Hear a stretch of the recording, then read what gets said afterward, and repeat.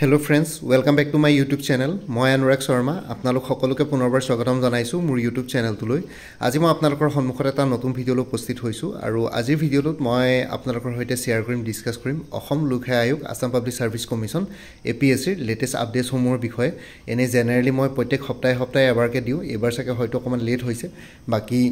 অন্যবিলাক video' বনোৱাত ব্যস্ত হৈ আছিল আৰু কিছুমান নিজৰ কামো আছিল। সো এনেকুৱা ধৰণৰ আপডেটছবিলাক দিলে মানে কি হয় আপোনালোকে অলপ আপডেটেড হৈ থাকে কেনেকুৱা কি হ'ব পাৰে, APSC ৰ কি নটিফিকেশন আহিছে। সদায়তো আপোনালোকে হয়তো APSC ৰ ৱেবছাইটটো চেক নকৰে বা কেতিয়াবা মিছ আউট হৈ যায়, তেনেকৈ বহুতবিলাক আছে মোৰ ইউটিউব চেনেলত যিসকলে বহুতবিলাক এক্সামে মিছ আউট কৰি পেলাইছে। সো সেইটো কাৰণে মই মাজে মাজে দি থাকোঁ, চ' ডেট আপোনালোকৰ মোৰ চেনেলটো ছাবস্ক্ৰাইব কৰি থ'লে মানে আপোনালোকৰ কেতিয়াবা হ'লেও নটিফাই আহি যায়, আহিলে মানে আপোনালোকে হয়তো কেতিয়াবা বিজি শেডুলৰ মাজতো ঘৰলৈ আহি পেলাই তেতিয়া এবাৰ হ'লেও আপোনালোকে ঘৰত বহি পেলাই এবাৰ ভিডিঅ'টো চালে মানে মোৰ চেনেলটো চেক কৰিলে মানে আপোনালোকে এইখিনি ধৰণৰ এনেকুৱা ধৰণৰ ভিডিঅ'ছবিলাক পাই যায়। সো ইয়াতে লেটেষ্ট নটিফিকেশ্যনবিলাক যোনবিলাক আহিছে, scientific officer under director of forensic science গুৱাহাটীৰ যোনটো প্ৰভিজনেল এনচাৰ কিসমূহ উলিয়াইছে, ঠিক আছে। ইয়াতে drugs and narcotics and general ষ্টাডিজৰ drugs and narcotics and general studies regional labs, আৰু লগতে ইয়াতে অবজেকশ্যন ছাবমিট কৰিবৰ কাৰণে তেওঁলোকে অপশ্যন দিছে, আৰু লগতে বাকী এইখিনিতো আছে। আৰু লগতে লিষ্ট অফ কেণ্ডিডেটছ আহি গ'ল। আৰ্বান টেকনিকেল অফিচাৰ এইবাৰ চিভিল, মেকানিকেল, এনভাইৰমেণ্টেল ইঞ্জিনিয়াৰিং সেইখিনি আছিলে। ইয়াতে environmental engineer, civil, public health engineer, mechanical engineer, electrical engineer কেইবাটাও ব্ৰাঞ্চেছ আছিলে ইয়াতে এইবাৰ। চ' সেইটো কাৰণে গোটেইকেইটা ব্ৰাঞ্চৰে বেলেগ বেলেগ কেণ্ডিডেটছ আছে, বেলেগ নাম্বাৰ অফ কেণ্ডিডেটছ আছে। ইয়াতে লিষ্ট অফ কেণ্ডিডেটছত আপোনালোকে চেক কৰিব পাৰে যিসকলে আৰ্বান টেকনিকেল অফিচাৰ দিব। আৰ্বান টেকনিকেল অফিচাৰৰ পৰীক্ষা 16-17 নৱেম্বৰত অনুষ্ঠিত হ'বলৈ গৈ আছে। তাৰ জেনেৰেল ষ্টাডিজৰ ওপৰত এটা কোৰ্চ এভেইলেবল আছে, আপোনালোকক মই শ্বেয়াৰ কৰি আছোঁ কোৰ্চটোৰ বিষয়ে, আৰু লগতে ভিডিঅ'টোৰ লাষ্টৰ ফালে শ্বেয়াৰ কৰিম। চ' সেইটো ল'ব পাৰে কোৰ্চটো, মই এবাৰ দেখাই দিছোঁ বাৰু আপোনালোকে PDF ফৰ্মেটতে আছে, আপোনালোকে ইচ্ছা কৰিলে ল'ব পাৰে। আৰ্বান টেকনিকেল অফিচাৰ জেনেৰেল ষ্টাডিজৰ জেনেৰেল ইংলিছৰ ওপৰত এটা কোৰ্চ এভেইলেবল আছে 300 ৰুপিছত, PDF ফৰ্মেটতে আছে মেটেৰিয়েলছবিলাক, আপোনালোকে ল'ব পাৰে। এইটো নম্বৰ হোৱাটছএপ কৰিব পাৰিব 9706557851, ঠিক আছে। আৰু বাকী তলৰ ফালে যদি যাওঁ, তলৰ নটিফিকেশ্যনবিলাক যদি চাওঁগৈ, তেতিয়াহ'লে inspector of legal metrology, food, public distribution and consumer affairs ডিপাৰ্টমেণ্টৰ প্ৰভিজনেল এনচাৰ কিসমূহ ওলালে, আৰু লগতে inspector of schools district elementary education officer deputy director ইয়াতে এডমিট কাৰ্ড ওলালে তেওঁলোকে। Agriculture development officer category wise cut off মাৰ্কছো তেওঁলোকে ৰিলিজ কৰিলে, ঠিক আছে। নিজৰ মাৰ্কছ আপোনালোকে চাব পাৰিব। ক্লিক টু ভিউ মাৰ্কছ বুলি কৰিলে মানে আপোনালোকৰ নিজৰ মাৰ্কছটো ইয়াতে গম পাব, আৰু কাট অফ মাৰ্কছৰ লগত আপোনালোকে মিলাই চাব পাৰিব আপোনালোকৰ ক'ত কমি হ'ল। আৰু এটা কথা কৈ দিছোঁ, ইয়াত এটা ইণ্টাৰেষ্টিং কথা হ'ল, আৰ্বান টেকনিকেল অফিচাৰ যোনটো এনভাইৰমেণ্টেল ইঞ্জিনিয়াৰিং আছে, এনভাইৰমেণ্টেল ইঞ্জিনিয়াৰিঙত টোটেল পোষ্ট আছিলে 6টা, কিন্তু ইয়াতে হয়তো কেণ্ডিডেটছ 17জনমান আছিলে গোটেই লিষ্টখনত, 17জন নে 18জন। চ' আপোনালোকৰ 17জন-18জনৰ ভিতৰত হয়তো 12-13জনে পৰীক্ষা দিবলৈ যাব, যিহেতু আই থিংক পৰীক্ষা গুৱাহাটীতে হ'ব, গুৱাহাটী চেণ্টাৰত। চ' আপোনালোকৰ চান্সেছ বহুত বাঢ়ি যাব ইয়াতে পোৱাটো, 6জন কেণ্ডিডেট চিলেক্ট হ'ব যিহেতু। চ' ভালকৈ দিয়ক। বাকীকেইটা ডিপাৰ্টমেণ্টৰ বাৰু চিভিল, পাব্লিক হেল্থ ইঞ্জিনিয়াৰিং বা মেকানিকেল ইঞ্জিনিয়াৰিং, ইলেক্ট্ৰিকেল ইঞ্জিনিয়াৰিঙত তাতে কেণ্ডিডেটছ বহুত আছে, কিন্তু এনভাইৰমেণ্টেল ইঞ্জিনিয়াৰিঙৰ কেণ্ডিডেটছ বহুত কম। চ' আপোনালোকৰ চাকৰিটো পোৱাৰ সম্ভাৱনা বহুত বেছি আছে। আৰু আৰ্বান টেকনিকেল অফিচাৰ ইয়াতে যোনটো লিখা আছে জুনিয়ৰ গ্ৰেড 3, সেইটো একচুৱেলি জুনিয়ৰ গ্ৰেড 3 মানে ADRE গ্ৰেড 3 কথা কোৱা নাই, সেইটো পাৰ্টিকুলাৰ ছাৰ্ভিচ কেডাৰৰ গ্ৰেড 3 ৰেংকত আছে। মানে এইটো গেজেটেড অফিচাৰৰ পষ্ট হয়, ক্লাছ 1 গেজেটেড অফিচাৰৰ পষ্ট হয়। ক্লাছ 1 গেজেটেড অফিচাৰৰে জুনিয়ৰ গ্ৰেড 3 হয়। এটা প্ৰমোশ্যন পালে জুনিয়ৰ গ্ৰেড 2লৈ আহিব, তাৰপিছত ছিনিয়ৰ গ্ৰেড 1লৈ যাব, তেনেকুৱা ধৰণৰকৈ প্ৰমোশ্যন হয়। মই হয়তো প্ৰমোশ্যনেল ভিডিঅ' বনাইছিলোঁ এইটোৰ ওপৰত, আপোনালোকে চাই ল'ব, নিজেও অলপ পাহৰিছোঁ। আৰু লগতে যোনটো জুনিয়ৰ এডমিনিষ্ট্ৰেটিভ এছিষ্টেণ্টৰ যোনটো ফেজ 2 ৰিটেন এক্সামিনেশ্যন আছে, তাৰে ইয়াতে আহি গ'ল, আৰু জুনিয়ৰ এডমিনিষ্ট্ৰেটিভ এছিষ্টেণ্টৰ ফেজ 1 ৰিটেন এক্সামিনেশ্যনৰ ৰিজাল্ট দিলে। এতিয়া ফেজ 2 ৰিটেন এক্সামিনেশ্যন আছে, আই থিংক নৱেম্বৰৰ 20-21 নে 21-22 তেনেকুৱা টাইপত দিছে। কিন্তু কথাটো হ'ল যে ইয়াতে যোনটো ৰিটেন এক্সামিনেশ্যনৰ যোনকেইটা ছাবজেক্টছ আছে, সেইকেইটা ছাবজেক্টিভ ছাবজেক্টছ, মানে ডেছক্ৰিপটিভ পেপাৰ্ছ আহিব। আৰু লগতে APSCয়ে অফিচিয়েলি তেনেকুৱা ধৰণৰকৈ কোনো চিলেবাছ দিয়া নাই। চ' সেইটো কাৰণে মই আপোনালোকক ভালকৈ ক'ব পৰা নাই। আপোনালোকে প্ৰিচি ৰাইটিং, ৰিপৰ্ট ৰাইটিং সেইবিলাক বস্তু চাই যাব, লেটাৰ এপ্লিকেশ্যন সেইখিনি বস্তু অলপ চাই যাব ইংলিছৰ ক্ষেত্ৰত। অসমীয়া আৰু এল্টাৰনেটিভ ইংলিছ যোনটো আছে সেইটো আপোনালোকে গ্ৰেজুৱেট লেভেলৰ, মই অলৰেডি কৈছিলোঁ ভিডিঅ'ত যে গ্ৰেজুৱেট নহয়, হাই ছেকেণ্ডেৰী লেভেলত আমাৰ যোনটো এল্টাৰনেটিভ ইংলিছ আছিলে বা অসমীয়া যদি কোনোবাই ইলেক্টিভ লৈছিলে, তেতিয়া সেইখিনি বস্তু গ্ৰামাৰখিনি চাই যাব। এল্টাৰনেটিভ ইংলিছতো সেই তেনেকুৱা গ্ৰামাৰ চামাৰে আহিব, বেলেগ নাহে। অসমীয়াটো গ্ৰামাৰ আহিব। এতিয়া গ্ৰামাৰ বুলি ক'লে মানে গ্ৰামাৰৰ চিলেবাছটো বহুত ডাঙৰ, আপোনালোকে চিলেক্টিভ পঢ়িলে নহ'ব। আৰু লগতে যোনটো জেনেৰেল নলেজৰ ডেছক্ৰিপটিভ পেপাৰ আছে, জেনেৰেল নলেজৰ, এতিয়া জেনেৰেল নলেজ বুলি ক'লে মানেতো বহুত বস্তুৱে সোমাই যায় চাব গ'লে history geography polity economy science and technology ecology environment current affairs অসমৰ ওপৰত গোটেইবিলাক বস্তু আহি যাব পাৰে চ' এতিয়া আপুনি সিলেবাছটো নিদিয়াকৈ একো ক'ব পৰা নাযায় চ' আপোনালোকে যদি আগৰ পৰা প্ৰিপেৰেশ্যন কৰি আছিলে জুনিয়ৰ এডমিনিষ্ট্ৰেটিভ এছিষ্টেণ্ট পৰীক্ষা দিম বুলি জেনুইনলি তেতিয়া তেওঁলোকেতো ভালকৈ পঢ়ি আছে এতিয়া সেইটো কাৰণে আপোনালোকে গোটেইবিলাক বস্তুৱে পঢ়িব লাগিব ডেছক্ৰিপটিভ পেপাৰ আহিব কি আহিবতো ক'ব নোৱাৰি আৰু মিছ আউট কৰিব নোৱাৰে কাৰণ কাট অফ মাৰ্কছৰ কথা আছে চিলেকশ্যনৰ কথা আছে চ' সেইটো কাৰণে তেনেকুৱা মতে প্ৰিপেৰেশ্যন কৰক এতিয়া সেইটোত আৰু মই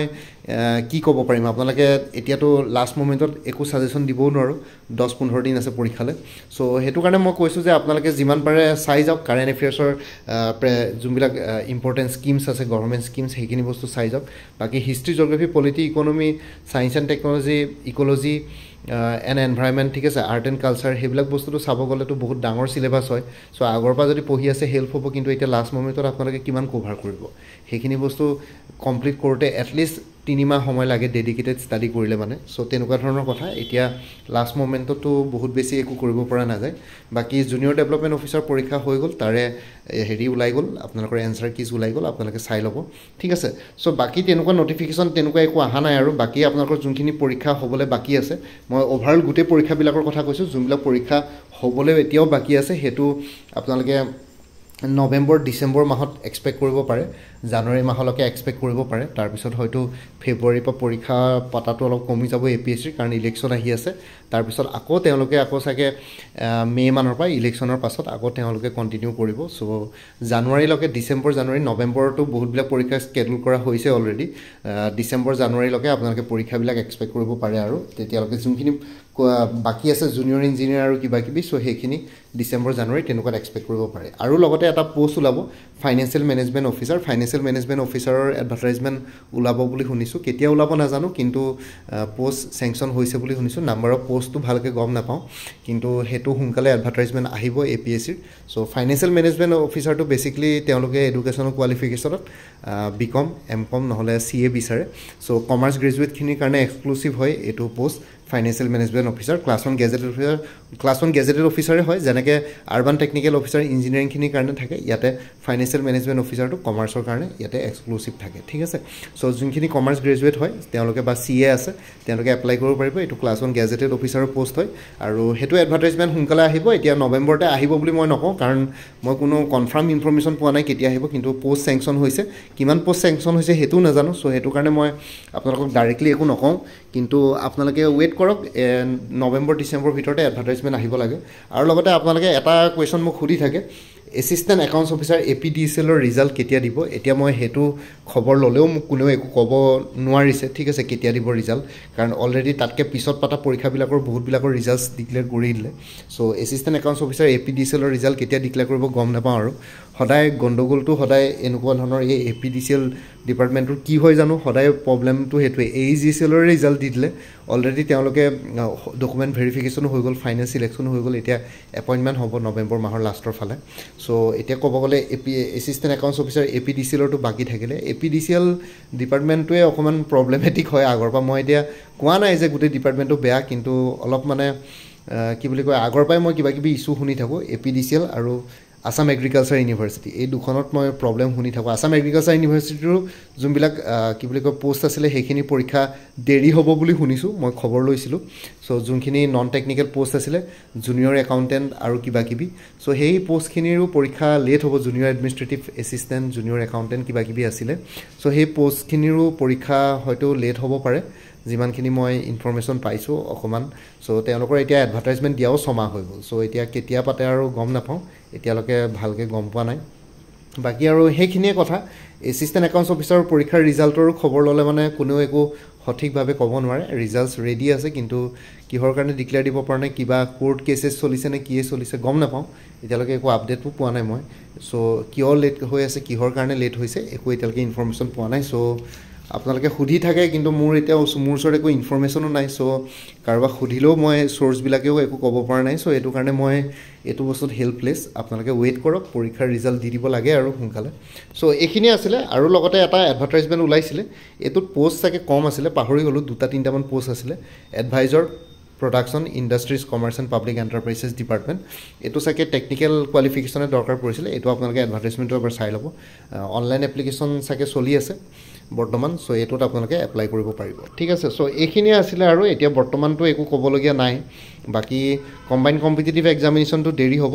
ইলেকশনৰ পাছত আপোনালোকে এডভাৰটাইজমেন্ট পাব বা ইলেকশনৰ পাছতে পাব এডভাৰটাইজমেন্ট চাগে অলপ দেৰি হ'ব এবাৰ ঠিক আছে সো বাকি যদি কেনেবাকে প্ৰিপাৰেচন কৰি আছে কিবা কিবি নতুন কম্পিটিটিভ এক্সামছ বিলাক যোনবিলাক আহি আছে ডিএসএস গ্ৰেড 3 নন টেকনিক্যালৰ ফুল কোৰ্স এভেইলেবল আছে 350 এটো নম্বৰ WhatsApp কৰিব পাৰিব 9706557851 গুৱাহাটী হাইকোৰ্টৰ জুনিয়ৰ এডমিনিষ্ট্ৰেটিভ এছিষ্টেণ্টৰ ফুল কোৰ্স এভেইলেবল আছে 375 এটো নম্বৰ WhatsApp কৰিব পাৰিব 9706557851 কোৰ্স বিলাক আপোনালোকে PDF ফৰ্মেটত পাই যাব আৰু লগতে আপোনালোকৰ MCQs ফৰ্মেটত আছে একো প্ৰবলেম নহয় গুটেইখিনি আছে এজ পাৰ অফিচিয়েল সিলেবাস গুটেইখিনি কভাৰ কৰা আছে ইংলিশ আসামিজ জিকে ম্যাথছ গুটেইখিনি কভাৰ কৰা ইয়াতে হৈছে ঠিক আছে বাকি ADRE 3.0 আৰু আসাম পুলিচৰ ফুল কোৰ্সেস এভেইলেবল আছে ADRE 3.0 300 আসাম পুলিচৰ 250 এটো নম্বৰ WhatsApp কৰিব পাৰিব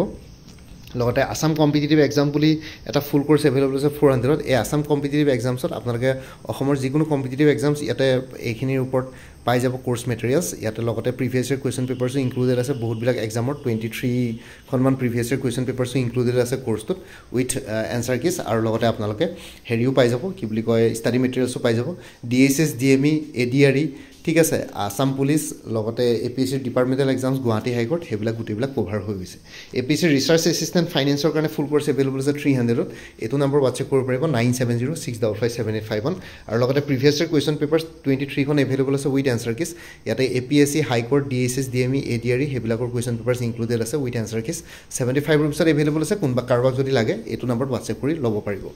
বাকি কাৰেন্ট এফেয়াৰ্ছ আৰু exam oriented maths aptitude numericals with step by step এক্সপ্লেনেশ্যনৰ ফৰ্মুলা এনে কোৰ্স বিলাকত ইনক্লুডেড আছে কোনবাই কোৰ্স নলৈ পেলাই যদি এইটা ল'ব বিচাৰিছে 100 টকা দি এইটা ল'ব পাৰে এটো নম্বৰ WhatsApp কৰিব পাৰিব বাকি এপিএসসি আৰবান টেকনিক্যাল অফিচাৰৰ এটা ফুল কোৰ্স এভেইলেবল আছে জেনাৰেল ষ্টাডিজ আৰু জেনাৰেল ইংলিছৰ ওপৰত 300 এটো নম্বৰ WhatsApp কৰিব পাৰিব 9706557851 এপিএসসি ফৰেষ্ট ৰেঞ্জাৰ আৰু সয়েল কনজাৰভেশ্যন ৰেঞ্জাৰ ফুল কোৰ্স এভেইলেবল আছে ইংলিছ আৰু জেনাৰেল নলেজৰ ওপৰত 350 এটো নম্বৰ WhatsApp কৰিব পাৰিব 9706557851 এপিএসসি গ্ৰেড 4 ৰ কাৰণে ফুল কোৰ্স এভেইলেবল আছে 250 এটো নম্বৰ WhatsApp কৰিব পাৰিব 9706557851 আৰু আসাম এগ্ৰিকালচাৰ ইউনিভাৰ্চিটিৰ এটা ফুল কোৰ্স এভেইলেবল আছে 300 এটো নম্বৰ WhatsApp কৰিব পাৰিব 9706557851 APSC assistant engineer junior engineer full courses available আছে জেনাৰেল ষ্টাডিজ আৰু ইংলিছ গ্ৰামাৰ ওপৰত 250 ৰুপিছত এটো নম্বৰ WhatsApp কৰিব পাৰিব 9706557851 আৰু আপডেটেড কাৰেন্ট এফেয়াৰ্ছ বিলাক মোৰ পৰা কোৰ্স ললে লাইফ টাইম পাই থাকিব তাৰ কাৰণে কোনো ফাৰ্ডাৰ পেমেন্ট কৰিব নালাগে এটা জাস্ট ৰিমাইন্ডাৰ মেছেজ দিলে হ'ল WhatsAppত যে লাষ্ট মান্থ বা প্ৰিভিয়াছ মান্থৰ কাৰেন্ট এফেয়াৰ্ছ লাগে মই লগে লগে শেয়াৰ কৰিম বাকি ইন্টাৰেষ্টেড কেণ্ডিডেটছ সকলে এটো নম্বৰ WhatsApp কৰি জনাব পাৰে 9706557851 আপোনাক কোনটো কোৰ্স লাগে কোৰ্সৰ কন্টেন্টছ খিনি শেয়াৰ কৰিম লগতে পেমেন্টৰ লিংক দিম পেমেন্ট কৰাৰ লগতে গুটেই কোৰ্সটো নিজৰ WhatsAppত PDF ফৰ্মেটত পাই যাব আৰু আগতে যদি কোনোবাই মোৰ পৰা কিবা কোৰ্স লৈ থৈছিলে এবাৰ জনাই দিব তেতিয়া আগৰ মেটেৰিয়েলছ খিনি বাদ দি যোনখিনি নতুন মেটেৰিয়েলছ লাগিব সেইখিনি ললে হ'ল তে প্ৰাইস অলপ কমি যাব আৰু ইয়াতে যোনটো WhatsApp নম্বৰ দি আছে হেতু অনুগ্ৰহ কৰি কল নকৰিব এটো জাস্ট WhatsApp মেছেজৰ কাৰণে এভেইলেবল কলৰ কাৰণে এভেইলেবল নহয় বাকি ভিডিও ডেসক্ৰিপচন আৰু কমেন্ট সেকশন চেক কৰক তাতে কোৰ্সখিনি কথা আৰু এবাৰ উল্লেখ কৰি দিয়া আছে লগতে মোৰ আৰু এটা চেনেল আছে অসম আইকিউ বুলি এই চেনেলটোৰ লিংকটো ভিডিওটোৰ ডেসক্ৰিপচনত দিয়া আছে আপোনালোকে হেতু চেনেলটো সাবস্ক্ৰাইব কৰি ল'ব পাৰিব সো ভৱিষ্যতলৈ এনেকুৱা ধৰণৰ কম্পিটিটিভ এক্সামছ বিলাক দিয়াৰ ক্ষেত্ৰত আৰু অলপ এক্সট্ৰা গাইডেন্স পাই যায় বাকি মোৰ ভিডিওছবোৰ চাই যদি ভাল পায় মোৰ চেনেলটো সাবস্ক্ৰাইব কৰি ল'ব আৰু লগতে আপোনালোকৰ যিমানখিনি ফেমিলি ফ্ৰেণ্ডছ ৰিলেটিভছ আৰু চিনাকি এক্সপেৰিয়েন্স আছে তেওঁলোকৰ লগত মোৰ চেনেলটো শেয়াৰ কৰিব লগতে কমেন্ট সেকশনত জনাব কিবা যদি কোৱেশ্চন থাকে ডাউট থাকে মই নিশ্চয় আপোনালোকৰ কোৱেশ্চনছ আৰু ডাউটছ বিলাকৰ ৰিপ্লাই দিবলৈ চেষ্টা কৰিম বাকি আজিৰ ভিডিওটো ইমানতে সমাপ্ত কৰি আপোনালোক সকলোৰ পৰা বিদায় ললো কাইলৈ পুনৰ এটা নতুন ভিডিও লৈ আপোনালোকৰ সন্মুখত উপস্থিত হ'ম তেতিয়ালৈকে ভালকৈ প্ৰিপাৰেচন কৰি থাকক সকলোলৈ অল দি বেষ্ট থাকিলে bye and take care friends Bharat Mata কি জয় জয় আই অসম